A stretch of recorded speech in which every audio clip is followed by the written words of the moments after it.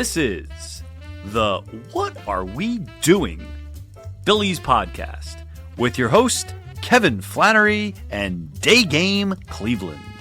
It has been quite a while since I've done one of these podcasts, and again, long time. Supposedly was supposed to have another guest on, but my schedule's kind of messed up how we're doing with February and with different teacher schedules and people's schedules that I have, and Phillies baseball is very, very soon. Spring training, not regular season, but baseball is closer than we would normally have thought. They're starting a week earlier for February. There's going to be World Baseball Classic. It's going to get going pretty quickly. And to bring on my extra Day Game Cleveland guest who's coming here live from the Florida Keys in his background, which is really just my background photo, but Caleb seems nice and relaxed to talk Phillies baseball. Yep, I'm definitely ready, and we have a lot to talk about. Pitchers and catchers report in 8 days, and free agency is responding accordingly. So, yes, with that being said, free agency is what? What do you mean free agency is responding? Why is Framer Valdez not signed? Well, I'm talking about, all the other people, not, Framer Valdez is still available. But there was a lot that happened in the past 2 weeks. You can't argue that. No, I can't. So we're going to try to get right into this because we're going to keep this one moving. Also, because the Zoom calls only have a certain amount of time that we can do these podcasts from. So we are on Zoom. We are not in person for this, even if the audio sounds good, which, again, is the goal. The goal is for the audio to sound good. So let's start a free agency run. Who's Jake Junis? I'll be honest, I think he's a relief pitcher. I don't know that. I put that in the document well over a week ago at this point.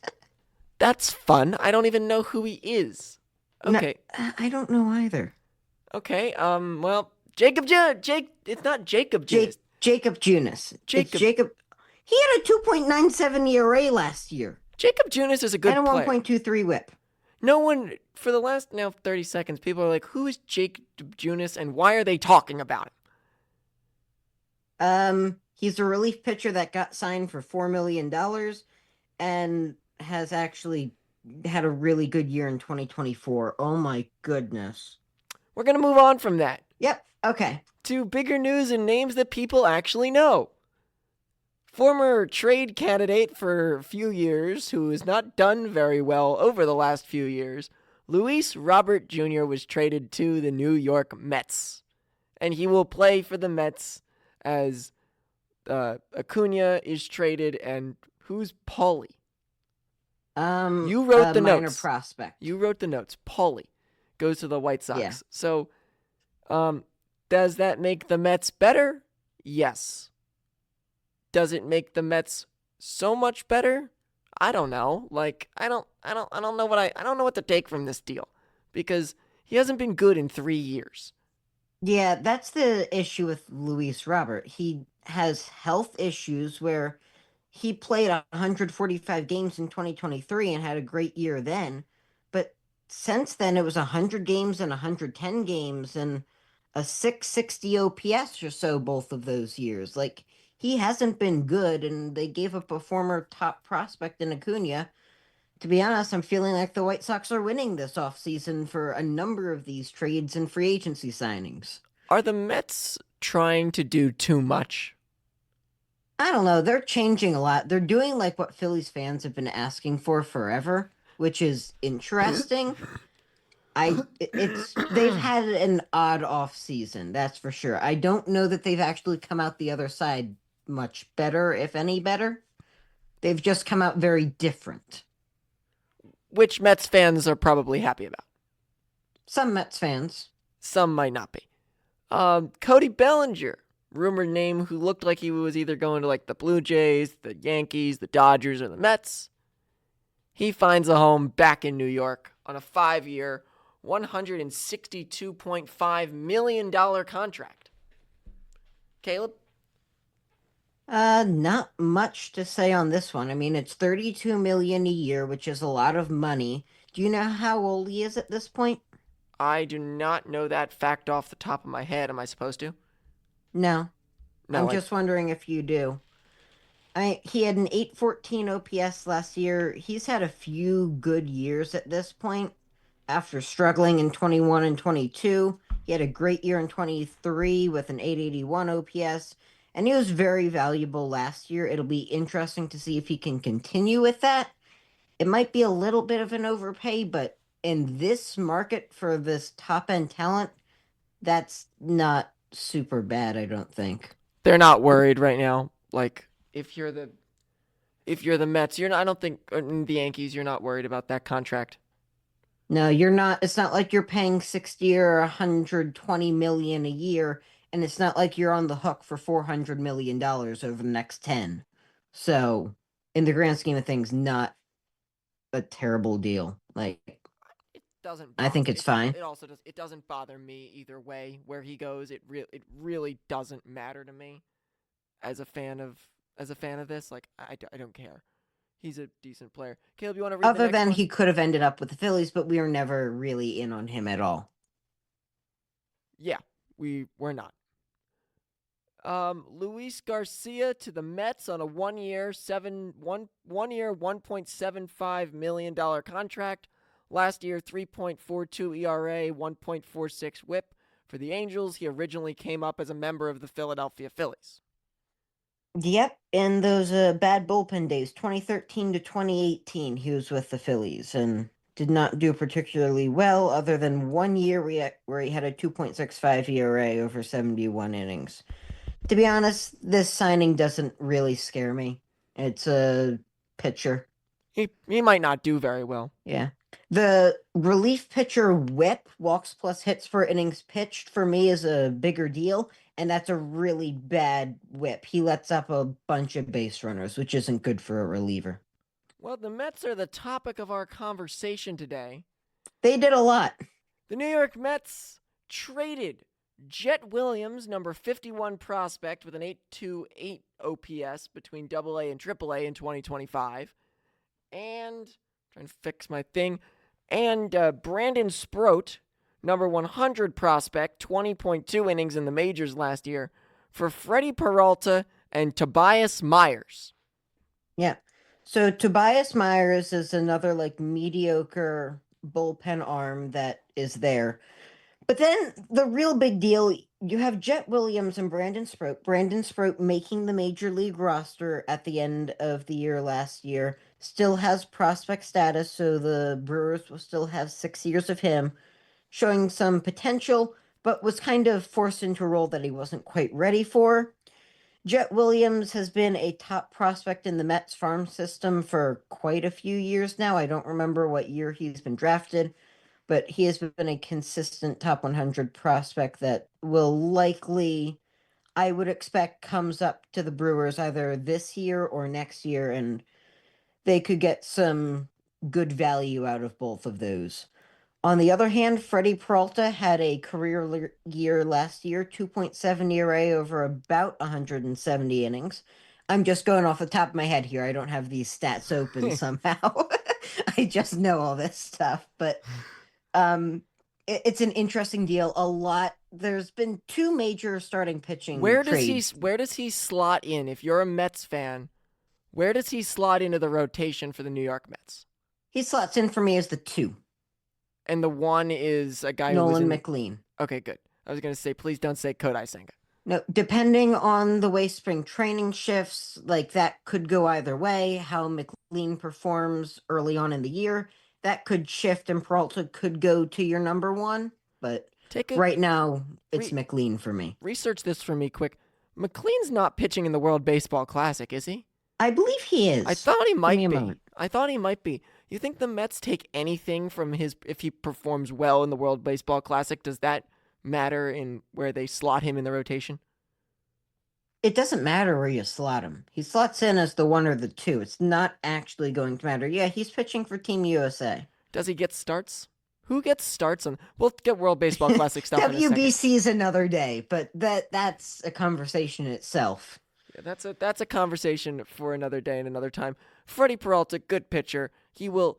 One thing we should probably look up what the Phillies' stats are against him. Yeah, that would be interesting. I'll see if I can find that. The interesting deal with the two trades, and we're going to talk about Mackenzie Gore trade shortly. This trade is two top 100 prospects close to Major League ready, whereas the return for the Nationals for Gore is five prospects, four of whom are in low A levels. So it's very different styles of returns. For, but they're not the same pitcher though. Like they're not the Oh same no, type of they are not pitcher. the same pitcher. It's just a starting pitcher. It's very different, even though they're both starting pitchers. So we'll get to that in a minute. Taylor Rogers, that's not the sidearm guy, is it? No, this is Taylor Rogers, his brother. So They used to be on the Giants together. yes, but Taylor Rogers used to pitch for the Twins, right? I know he went. I honestly don't know. I think one of them was with the Twins. I know he's on the Twins now, but I think he pitched for the Twins also, because one brother went to the Blue Jays, and this one has gone now here to the Twins. You know what I mean? Mm-hmm. Next up, Mackenzie Gore. Take a look for that. Next up, Mackenzie Gore to the Rangers for 5 prospects, 0 top 100. Gavin Feen. Apologize if I get these names wrong. Gavin Fine, I believe. I don't even know how to say that first name. Amblayadelic. Something Ortiz, Devin Fitzgerald with a dash between Fitz and Gerald, Alejandro Rosario, and Jeremy Cabrera. So the deal with that is the Rangers don't have it. They have one top 100 prospect. These 5 guys are none of them. All of them are outside the top 100. One of them, I believe, is a third baseman that is close to Major League ready, and the other 4 are in low A. Gavin Fine was a first-round pick for the Rangers. And that's about it. The Fitzgerald, I believe, looks to be a really good pitcher, but is too young.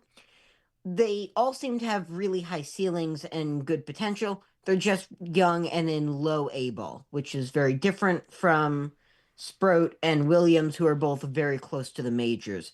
You do need to keep a note that top 100 prospect list that MLB does include factors on how close these players are to the major leagues. One other thing in other news, Peralta, as per StatMoose against the Phillies, has a career 3.12 ERA in 34.2 innings. Okay. That's not horrifying. That's good. It's good, but... Okay.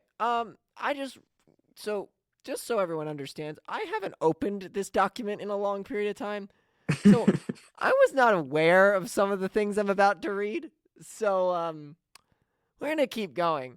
Weston Wilson claimed by the Orioles. I was aware of that one, and anyone who heard that conversation that we had last podcast, Wilson was DFA'd for the addition of JT Realmuto onto the roster, which is still a confusing move to me. Why they did that and still have 3 catchers on the roster? So I don't know. I don't know what the vision is here with Stubbs, Marchand, and JT all on the roster, because you're not going to be giving them any of them at bats at DH. We have a DH.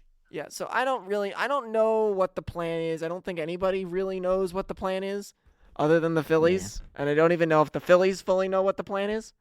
I'm sure they have some idea. So that's that. Sir Anthony Dominguez goes to the what? Are the White Sox actually having a good offseason?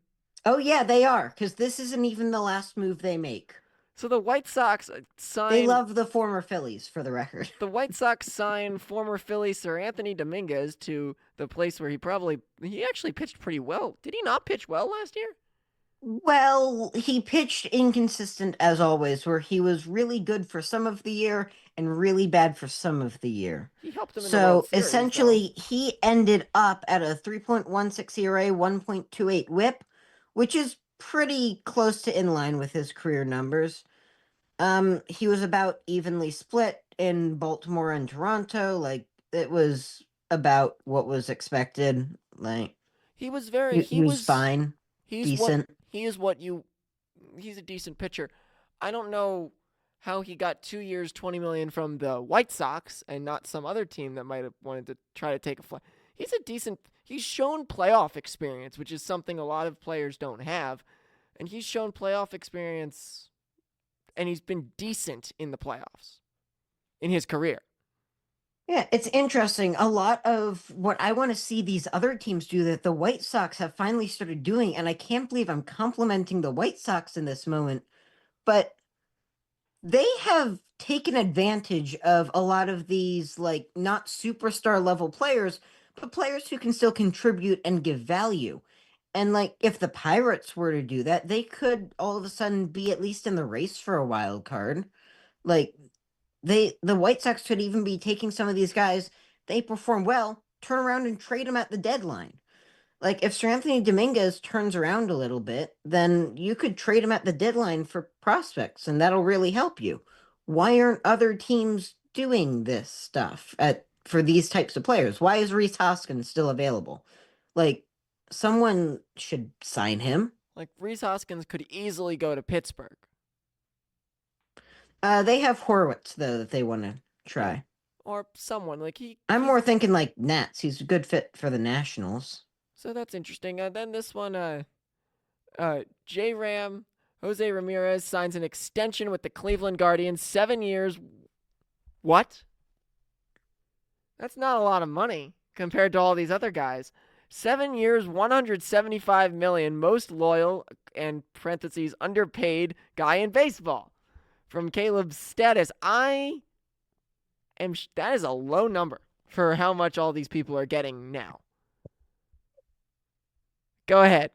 So J-Ram, who has an 863 OPS last year, was second in baseball, tied with Chandler Simpson in stolen bases, hit 30 home runs. I mean, the dude is good. He's been good, and he's been in Cleveland now for 12 years, since 2013. He's loyal to his And he's city. going to be there for another 7 years. And he is, like, he knows that Cleveland is not going to pay him as much, so he is taking substantially less money than he could have gotten to stay in Cleveland, which is really interesting to me, especially when Cleveland doesn't turn around and go after some of the guys to surround him that would turn them into a super team. So that's maybe this year I can draft J-Ram and keep him on my team because I actually notice he's a good player. Maybe. I mean, that was kind of what I did last year. No, I drafted him and traded him immediately to you. Oh, you did, didn't you, in one of the leagues? Yes, I did. And I will not make that mistake again. Not trading any good players to Caleb. Oh, I don't remember who did I give you back because it wasn't Arise. It wasn't nice. Arise. Arise, who we'll talk about in a minute. Okay, Are moving you on. telling me Craig Kimbrell is still going to play baseball? Is that who? He is in the minors. Craig Kimbrell, who I thought was dead in the water by this point, has signed a 1 year, $2.5 million deal with the New York Mets. His goal to play on every team in the National League East is closer to completion. Well, he's in the minors. We'll see what happens. I just figured it would be fun to mention. Oh, that's funny. I need him to pitch against the Phillies. Somehow gets a spot time where he gets to come up and he destroys us and we get really mad on a podcast. We'll see. Okay, what else? There's more on here. Why there's so much stuff. Wow. Who's this guy? Hey, I told you there was a lot. Why does this have anything to do with us? Well, Jace Kamishka to the Twins from the Rockies for Eduardo Julian and Pearson O. Yeah, so that happened. Not a big deal for us. I just thought it was interesting that Isn't Eduardo trade Julian happened. pretty good? What? Isn't Eduardo Julian pretty good? He was good for a little bit. In 2023, when he first came up, it was an 840 OPS, hit 16 home runs in 109 games, but then he fell off the cliff in the next 2 years. So he's not been good So since. knowing the way the Twins are, they're going to get rid of him and he's going to do great when he goes to the Rockies? Well, it is the Rockies, so quite possibly, actually. I actually have thoughts that he could be quite good. That stadium lends directly to hitters that are Yeah, trying to and to revive their his type career. of power. So, Anyway, Jacob Wilson, 7 years, 70 million. Speaking of fantasy baseball people, my legend that I was able to pick up before you could get him, which was mhm, fun. So Jacob Wilson, 7 years, 70 million. Is that just 10 million a year? No deferring. I believe so. So 7 years. Essentially, that buys out all of his arbitration years, his current years, and then adds, I think, one more year on Well, that's good for or so. the A's. That kid's Yep. good. A good hitter. They still need pitching. They can't win anything without any pitching, but Well, I mean, I would say that they could sign David Robertson, but he just retired. that's a great segue, Caleb. Great segue. David Robertson retires, but David Robertson, I think, retired before and then came back to play for the Phillies, so who knows? Well, it was listed that he retires, so he's retired again. He retired again. Is that Austin Hayes? Yes, Why that is can they just our not Hayes. leave our Phillies players alone? They were bad Hey. here. What, am I going to have to start rooting for the Philadelphia White Sox? So the White Sox signed Austin Hayes to 1 year, $6 million. You might remember him from the trade deadline where he came to us and Immediately got hurt. However, I would like to point out last season he did pretty good. Caleb, so what are the White Sox trying to build here? Well, I think they've actually got at least something. I don't think they'll be super record-breaking terrible like they've been. It'll be interesting to see. They actually have had a decent off season. So I'm gonna skip over the one Giants thing and then say them back to back, so I can say the other White Sox thing. Jordan Hicks and David Selden goes to the White Sox for Gage Ziheli. What? I honestly don't know a lot about this deal other than Jordan Hicks was one of the people returned in the Devers trade, and it seems more like a salary dump than anything else. Hicks was good as a reliever. He tried to be a starter, and he was really, really bad at it. But we'll see how that goes. Maybe he can go to a team like the White Sox to revive a career. Then you have... Do you not have the... You do. Okay. Then you have Luis Ariz going to the Giants on a 1 year, $12 million contract. Another team I'm going to have to root for because I like Ariz. So that's depressing. Another West Coast team I have to root for. But that's another guy where he's that mid-tier player that has a lot of potential that these teams can take flyers on. It's just 1 year, $12 million. To put that into comparison, we're paying $10 million for Adolis Garcia? Luis Ariz has won the batting title 2 or 3 times, right? It might be more, Kevin. Luis Ariz, the batting title, I heard this on the radio. The batting title is not valued as much as it has in the past, which is okay. That's kind of the way baseball is shifting to, like the OPS and other numbers. But still, in a team that you have a bunch of OPS, high power guys, high line drive hitters, and on base a lot, it's always good to have a guy that can possibly bat 320, right? I'm not crazy. Yeah. I'm not crazy to still think Ariz has value. So it's good. Here's the deal with Ariz, though. He has regressed and gotten worse. So he still has elite bat to ball skills. Here's the issue. He makes contact with the ball and the ball goes nowhere other than into the hands of players. It's weak contact that he doesn't get hits from it as much this past year. And I think that's what was causing teams anxiety, not wanting to sign him, where he has been stupid good. He led his league in hits for the first 4 years of his career. Listen, he has potential to be very good.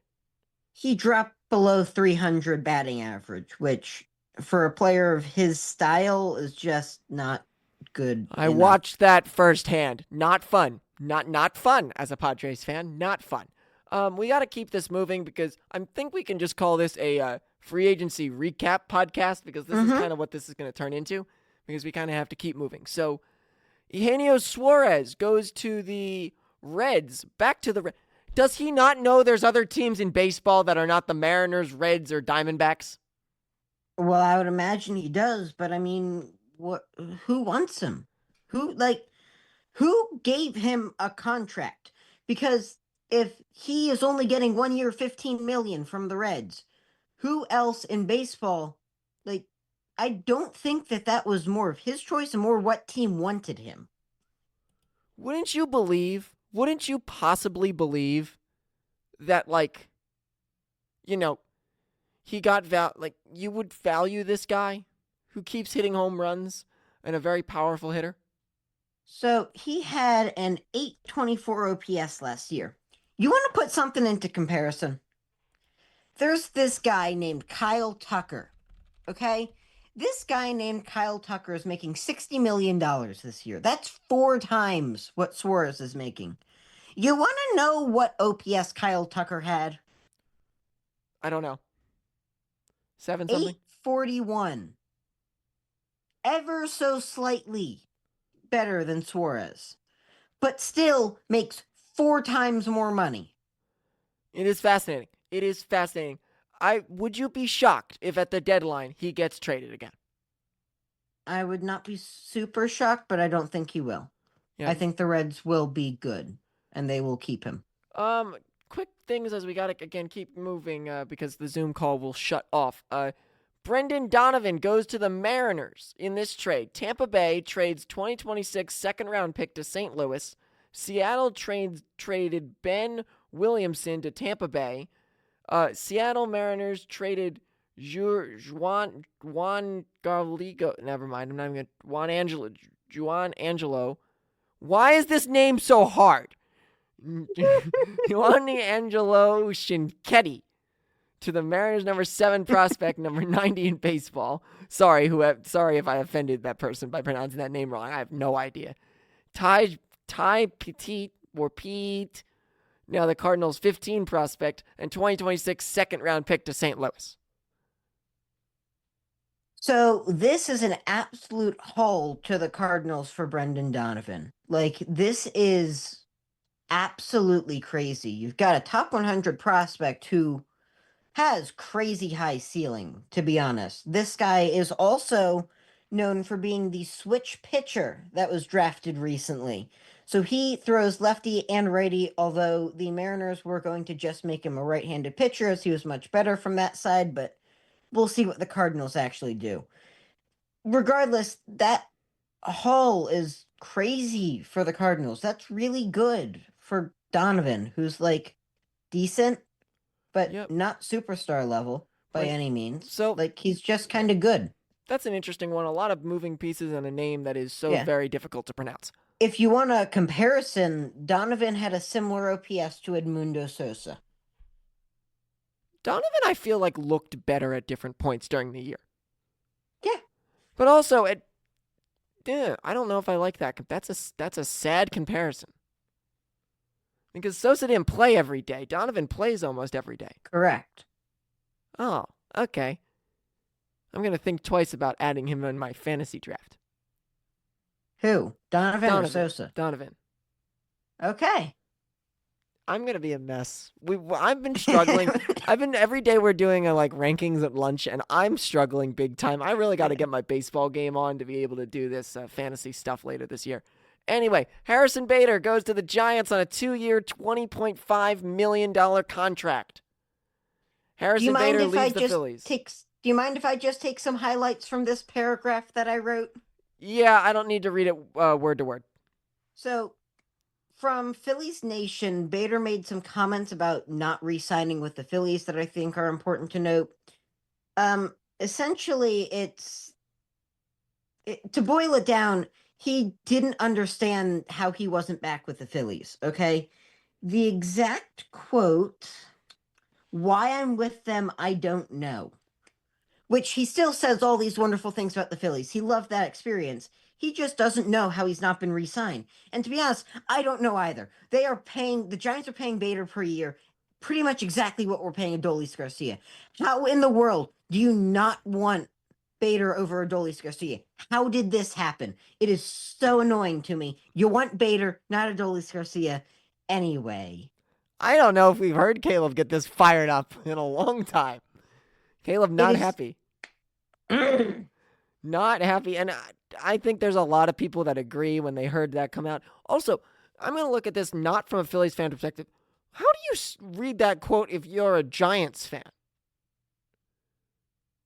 Fine. Like, I you mean, read the quote as a Giants all fan, he's you're saying like, is that he really liked the Phillies and wanted to be back there. That he didn't say anything about the Giants or not wanting to go to the Giants.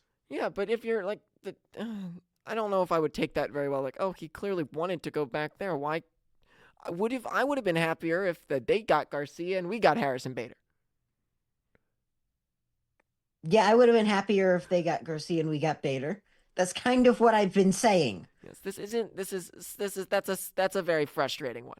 Very Anyway. frustrating one. Anyway, now this might shut off pretty soon. So let's just get a couple things done. Spring training is coming soon. Pitchers and catchers report on February 11th, which is a week from tomorrow. Full squad reported on February 16th. The first Phillies spring training game is February 21st. It's a Saturday at 1 p.m. Then you have on the 20th are the first baseball games. I know the Padres will play on the 20th. That's a Friday. I'll be watching that one. March 4th, the Phillies will play Team Canada for the World Baseball Classic games and like to preview some of those teams. Also, World Baseball Classic starts, I think, on the March 7th to the 17th. That sounds right.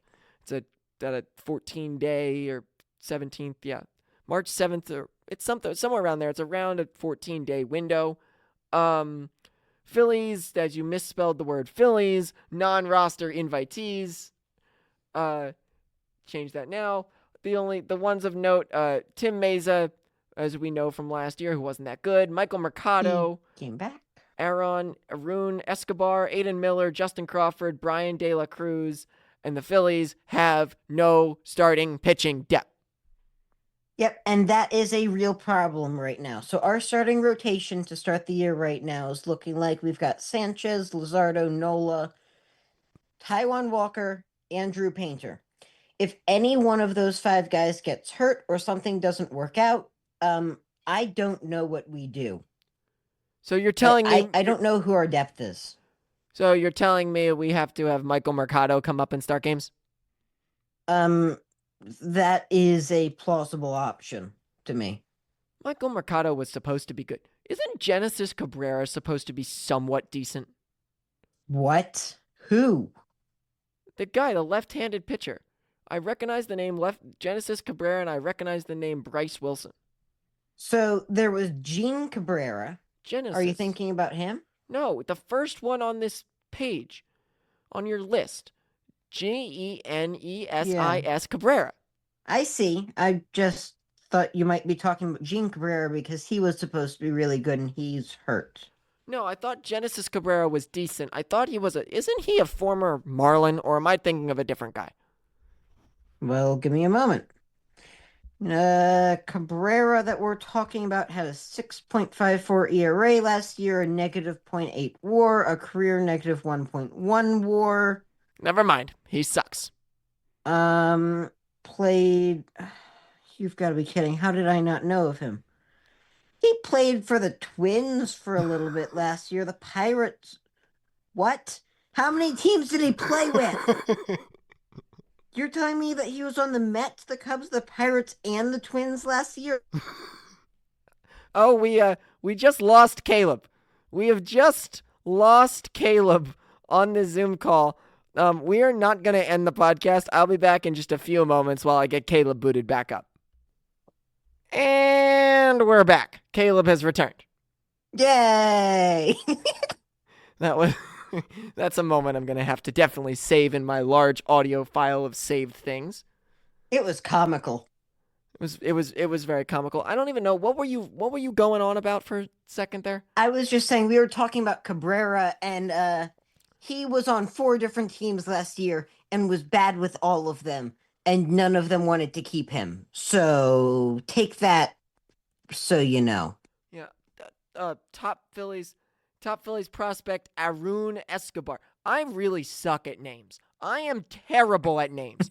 Names are not my specialty. So, like, if I say your name wrong on the podcast, it's not because I don't know who you. Well, I don't know who you are. It's not because I'm not trying. I am physically trying. I'm just not good at it. Yep. So, Arun Escobar, top Phillies prospect, Aiden Miller. Another names that I recognize, like Lovier Pergiro. How do you say that name underneath Aiden Miller? I honestly don't know. Lioverpeguro. Yep, I see. I'm saying that for other people. They can't see. But I think wasn't he a Pirate? I will check. Check if he was a Pirate, We because will I see. think he was on my MLB The Show team as a Pirate. So that's pretty much all we have for this podcast. I just wanted to sign us off somehow. Opening day is on is March 26th at 4:15. That's a weird time. Well, that's what I can tell you. So it literally is 4:15. We know that is. I believe so. That's I will do a quick double check. Did you find anything on Lovier Pergolo? I am abandoning that search in favor of this search. Well, Patience with me, Kevin. Caleb can only search so many things. It is 4:15 on March 26th. Caleb can only be stat wizard for a few things. He only has one device. And Piguro last year was on the Pirates. Good job. And this Smart. offseason was on the Los Tigres de Licey in the Dominican League, one of the teams that I researched last year for my Spanish project. Oh, that's cool. So, with all that being said, today was really a recap. It's been a few weeks since we've had a podcast. As we get ready for spring training, there will be definitely 2 podcasts that week. It's going to be really difficult that week, but hopefully we'll get another one out. Again, if you listen to this podcast on the YouTube channel, the Flannery Sports Booth YouTube channel, you will see the Exit 333 podcast about to start this brand new guest segment starting soon on that podcast. That's coming out like every few weeks. We're going to get off of the monthly schedule that we're on, sadly, with that podcast. The Disney podcast, episode 3, will be coming soon. Make sure you catch up on episodes 1 and 2. And then this podcast will be back daily starting on February 21st when we have the battle on how do I watch said spring training game. Yes, that old battle. That old awful battle. So with that being said, that's all for me. Alongside Day Game Cleveland on Zoom for the second time, and me sitting in a room. Have a good night, everyone, and I will see all of you very, very soon. A lot sooner than this last one came.